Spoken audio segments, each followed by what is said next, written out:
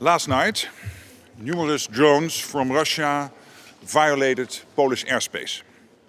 Our air defenses were activated and successfully ensured the defense of NATO territory, as they are designed to do. Several allies were involved alongside Poland. This included Polish F-16s, Dutch F-35s, Italian AWACS, NATO multi-role tanker transport and German Patriots. I commend the pilots and all who contributed to this quick and skillful response. The North Atlantic Council met this morning and discussed the situation in light of Poland's request for consultations under Article 4 of the Washington Treaty. Allies expressed solidarity with Poland and denounced Russia's reckless behavior. A full assessment of the incident is ongoing. What is clear is that the violation last night is not an isolated incident.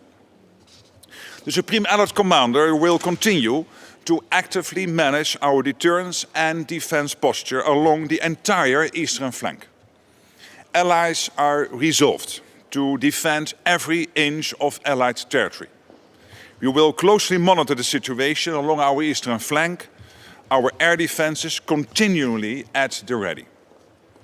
This only reinforces the importance of NATO and the path to which allies agreed at our summit in The Hague earlier this year. We need to invest more in our defense, ramp up defense production, so we have what we need to deter and defend. And we need to continue to support Ukraine, whose security is interlinked with our own.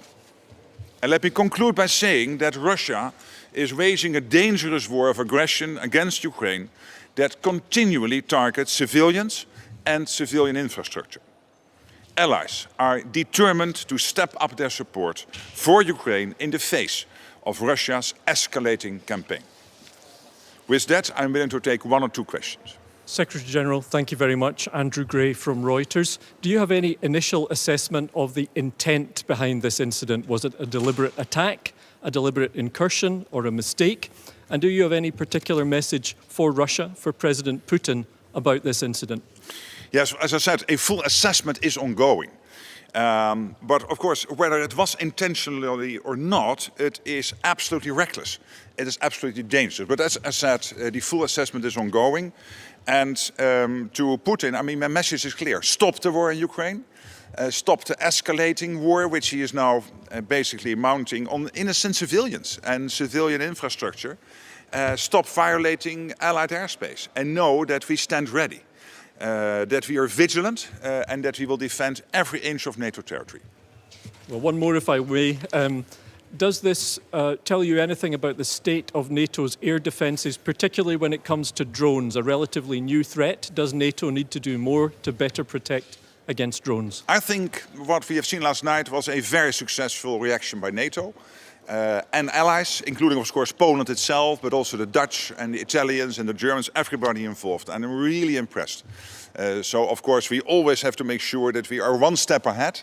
But I think last night showed that we are able to defend every inch of NATO territory, including of course its airspace.